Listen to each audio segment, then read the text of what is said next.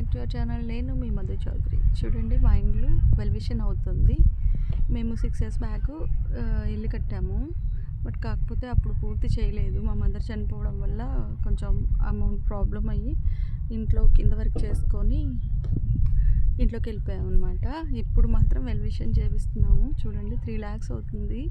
Design మొత్తం అయిపోయిన తర్వాత మళ్ళీ ఒకసారి నేను హోమ్ టూర్ చేస్తాను, మళ్ళీ ఒకసారి వీడియో చూపిస్తాను. చూడండి ఎంత బాగుందో. అన్నా హాయ్ చెప్పు, హాయ్ హాయ్ చెప్పు ఒకసారి. అన్నా హాయ్ చెప్పు, హాయ్ చెప్పు, హాయ్. అదిగో అని హాయ్ చెప్తున్నాడు. చూడండి ఇలా ఉందన్నమాట మా ఇంటి పరిస్థితి. ఇంట్లో పని అవుతుంది కదా, ఎక్కడిదక్కడే అనమాట. మొత్తం సిమెంట్ వర్క్ అంటేనే కొంచెం దుమ్ముతో కూడిన పని కదా. వాళ్ళు ఎంత కష్టపడాలో పాపం. ఎండ ఎంత వస్తుందో, ఒక 2 నిమిషాలు ఈ వీడియో తీయడానికి నాకు మొహం మంట వచ్చింది.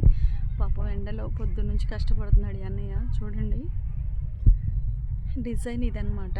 మా ఇల్లు కొందరికి రెంట్కి ఇస్తే, ఒకప్పుడు మా ఇల్లు ఏమన్నారంటే పెద్ద పలక్నామా ప్యాలెస్ కదా మీ ఇల్లు అని అన్నారు. వాళ్ళ ఇల్లు వాడు చేస్తున్నారని మేము ఇల్లు ఖాళీ చేయించినప్పుడు వాళ్ళ అన్న మాటది. చిన్న గుడిసైనా, చిన్న గుడారమైనా, రేకులిల్లు అయినా, పెంకుటిల్లు అయినా, పెద్ద డాబా అయినా సరే ఎవరిల్లు వాళ్ళకి పలక్నామా ప్యాలెస్ లాగే ఉంటుందండి.